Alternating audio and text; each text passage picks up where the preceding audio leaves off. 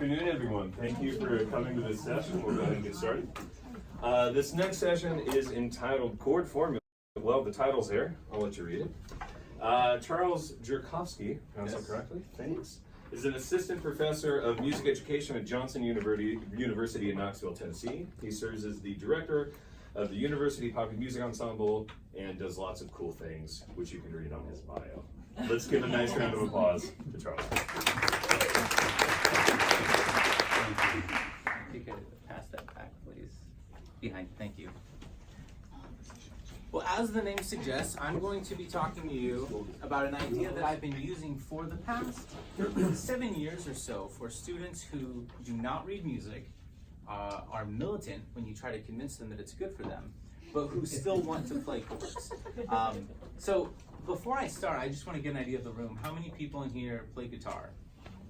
Wow, okay, perfect. How many people do not play guitar but play piano? I beg that. Okay, so everyone can relate to this on some level. Hello. There are a few problems when you're trying to teach students music theory, specifically chords. So if a student comes up to you and says, how do I play, let's say, a D chord? There are a lot of different ways you could approach that. One would be, oh, well, you play the first, third, and fifth of a D scale. Well, what's a D scale? Oh, well, it's the note starting on D. Okay, so it's D, F, A. Well, no, that's D minor. Okay, you have to make the F sharp. Why? We have to know the key signature. What's a key signature? How do I figure it out? And then if they want to play something with an extension, like a C minor 6, if you get them to understand that the third comes from the minor scale, but the 6 doesn't, the 6 has to come from the major scale. There are just so many obstacles, and after a while, the students just lose interest, and they say, never mind, that's okay. So this technique, this is not a list of stereotypes, but rather a list of students who I feel have really found this method useful. I have guitarists and pianists listed because it is about chords, so it's catering to harmonic instruments, but this could apply just as well to ukulele, mandolin, banjo, any instrument that can play chords. Singer-songwriters use this a lot. Students interested in garage bands, whether they're teenagers or recent retirees. Worship ministries, a lot of singing actors who want to accompany themselves on auditions and all they have is a lead sheet. Anyone who's intimidated by music theory, anyone who does not want to play, but really I feel that anyone can benefit from this. So these packets that you have, it outlines how, like I said, someone who cannot read music, this is the student that we're talking about. But for the purposes of this presentation, I'm going to skip the first 2 steps and assume a few prerequisite bits of knowledge that I'll share with you. The first one is that either your students already know this or you will teach them that there are 7 notes, one for each letter of the alphabet, that correspond with the white keys on a piano. On a guitar, there is an empty fret between each of these notes. So F, skip a fret, G, skip a fret, A, etc. Except for B and C and E and F. Those notes are right next to each other. And this is the diagram that we're going to be using. For those of you who don't have experience with guitar, this picture here represents the guitar from that angle. We have sharps and flats. Sharp notes are raised, flat notes are lowered. On the piano, the sharps and flats are on the black keys. And I find that, especially for guitar players, this cyclical representation of the scale is useful for them to understand that it is a cycle of notes that continues, but specifically that the sharps and flats are not less than the naturals. Sometimes on a piano, they tend to skip over the black keys if they're counting notes. So this representation really helps them understand that they're of equal value. And if any of your students do not realize or are not familiar with any of that, that's what the first 2 steps in this packet are. All right, so now we're going to jump into the actual lesson proper. Using chord formulas. One example of formula would be R plus 4 plus 3. The R represents the root. The plus 4 and plus 3 represent what I refer to the students, I use the term notes. Really, it's half steps.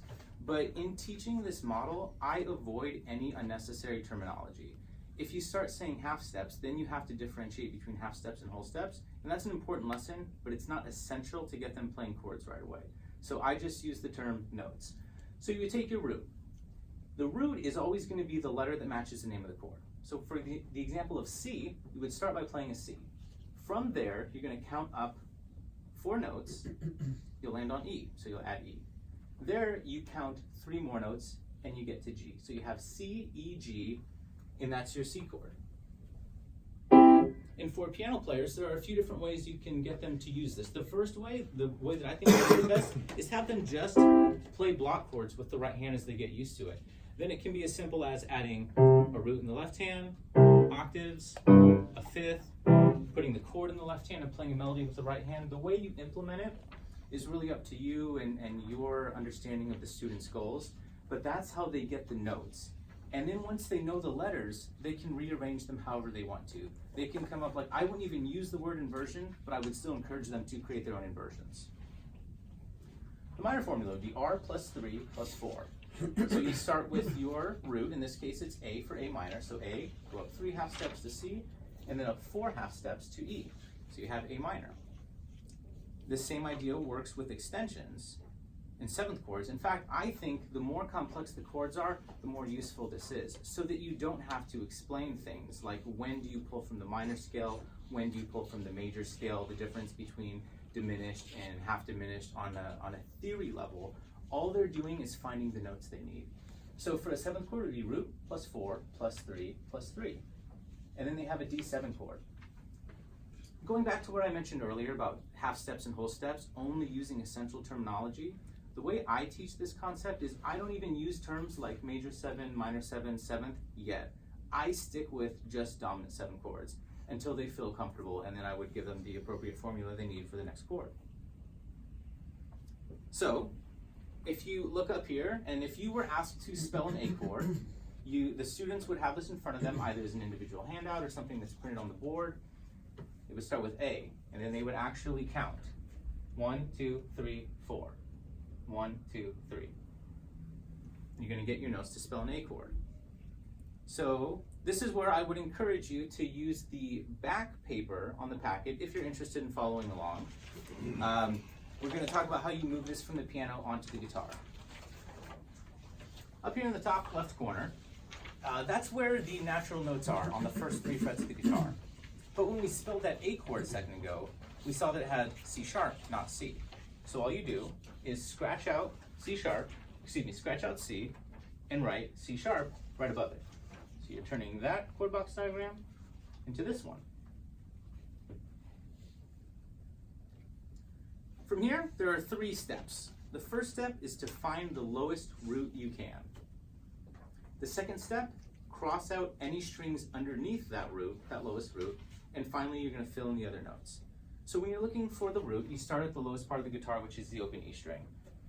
You would move from left to right, bottom to top. So you'd see not an A, not an A, not an A, there it is. So you're going to mark that as the first note you're going to use. Because we want to keep the root the bottom, you're just going to draw a line through that bottom string. To the student, that means don't strum that string. You're going to start your pick on the A string.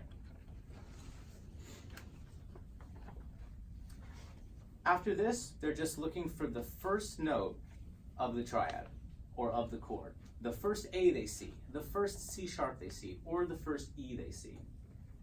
So moving up the fretboard, going to the next string, the first note of A, C sharp, or E is E. So you mark that one, that string's done, go to the next one. After that, you do the same thing. First A, C sharp, or E, and you would continue finding the first option until you've gotten to the top of the guitar. And that's how you can get an A chord. So now what I would like you to do on your own, either writing it down or just thinking through this, how would you do D minor? Well, the first thing is you need to know your formula. Typically, I have the students, I provide them with a list of the chord formulas, and then they would have to memorize it over time, but it would be R plus 3 plus 4. So you would start with your root, D, go up 3 half steps, and then go up 4 half steps. If you counted correctly, you will get D, F, A, thank you. And then you would fill that in on the chord box diagram. And it would look like that. The first D, using these 3 frets, is the open D string. So you're not going to use the bottom 2 strings, and then the first D, F, or A would look like that. Using 7th chords. I think one of my favorite parts about this approach is how students get excited about it as it becomes more difficult, because it's almost like the students in math class who understand concepts well, they get really excited to show that they understand it. And I really haven't had any guitar players who struggle with this particular approach, and they feel encouraged because they get it so quickly. So as you give them more and more challenging formulas, they appreciate the challenge. So a B7 chord, as I mentioned earlier, a seventh chord, or specifically a dominant seven, would be R plus 4 plus 3 plus 3. Really the only difference when you're applying it to the fretboard at this point is you're looking for one of 4 notes instead of one of 3. Other than that, it's going to work out the same way. You're going to find your lowest B, and then you're going to fill in the rest of the notes. D sharp, A, B, and F sharp. And if, as many of you play guitar, you should recognize this as being just a standard open B7 chord. These are some of the most popular chord formulas that I give to students, and I say most popular in that they show up the most in pop and rock music. Major, minor, dominant, major 7, minor 7, power chords. Using this technique on power chords is pretty cool because typically you just have the 2 notes. But when you do it this way, you get kind of an AC/DC power chord where it's all 6 strings or 5 of the 6 strings, all on either the 1st or the 5th. 6 chords, sus4, sus2, add 4, add 2, 7 sus4, augmented, diminished, diminished 7, half diminished 7, or minor 7 flat 5, 9, and then the Hendrix chord, 7 sharp 9. So with these chords, students are going to get through most pop songs, most rock songs, but if they were to encounter one that's not on here, then you could either figure it out, or you could flip it around on them and give them a chance to try to figure out what the formula should be for that. So just to give you an example of a chord other than a major minor triad, I used D sus2, and a D sus2 to a new guitar player can sound really intimidating. But if they use this method, it's no easier or more difficult to figure out a D sus2 than any other chord. It's the same steps as figuring out just the A chord or a G chord. And they get those notes, and they have a convenient place where they can play on the fretboard. As you move up the fretboard, because the examples I've given you so far have focused only on the first 3 frets, it's really as simple as choosing a fret where you want to play it or where you want the student to play it. So for example, let's say you want them to figure out how to play a D chord at the 10th fret. Well, what you would do is you would take your blank chord box diagram, fill in the notes up to the 10th fret, and then just tell them to stick within a certain region. Either say stay within the 8th fret to the 12th fret, or give them a root note on the 10th fret and let them build in whatever direction they want to. I used this D chord on the 5th fret. Can any of the guitar players in here recognize that particular voicing of D from a Red Hot Chili Pepper song?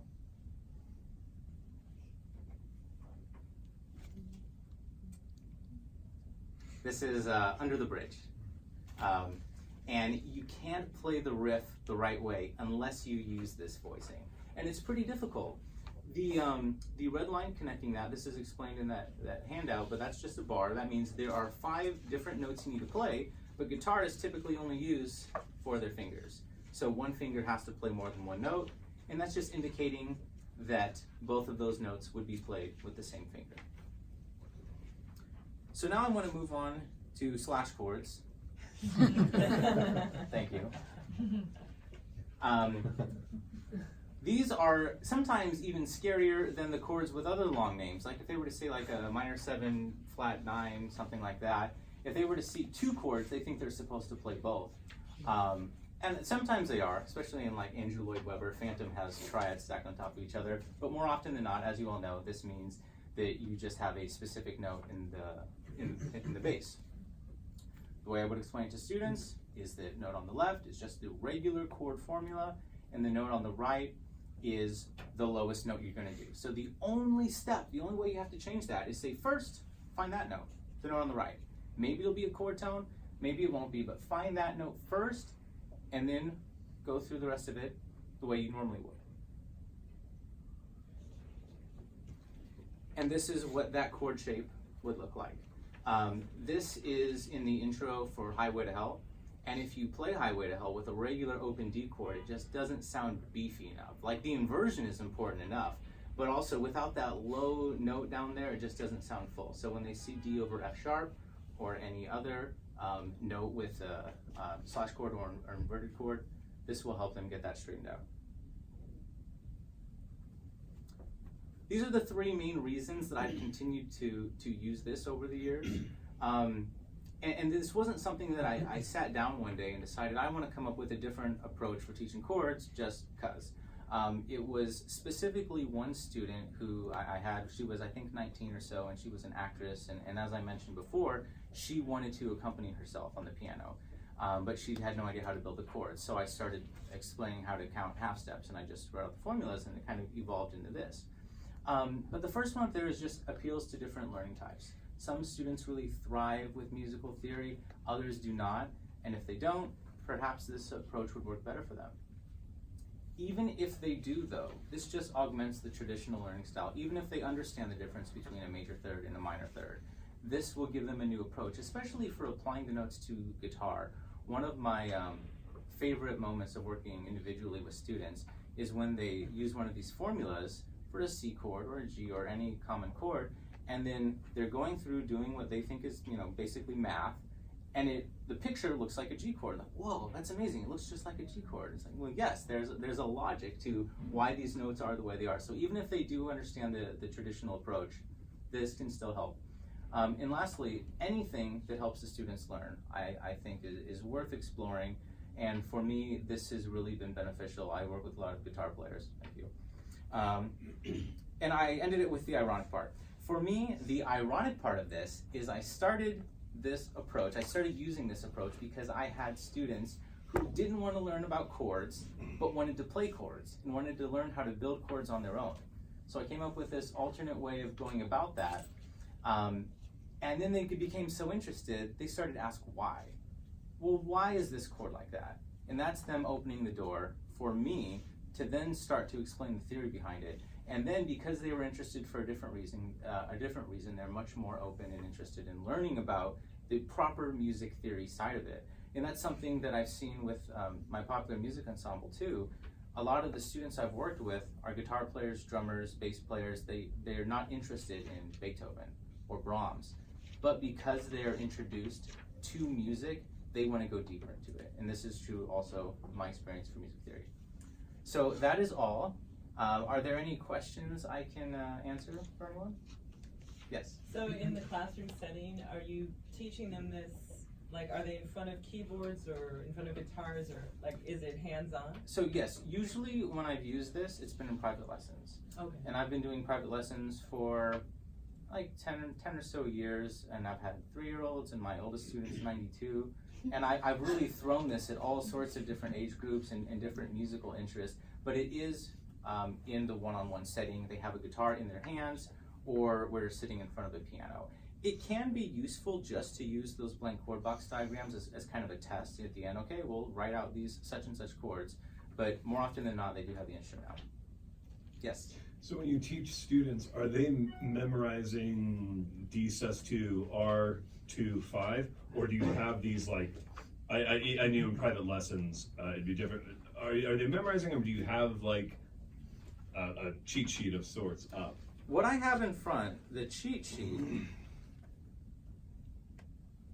is that picture there. I have this up. The formulas, I give them a hard copy, but I encourage them to memorize it. The goal is that they memorize the chords, that they just know how to play D sus2. It would really depend on the individual student whether or how long I would continue to give them the formula and how long I would keep this open, because that's something else. I mean, they should memorize the chromatic notes. But generally speaking, this is the only thing that's always up on the wall. Okay. Yes?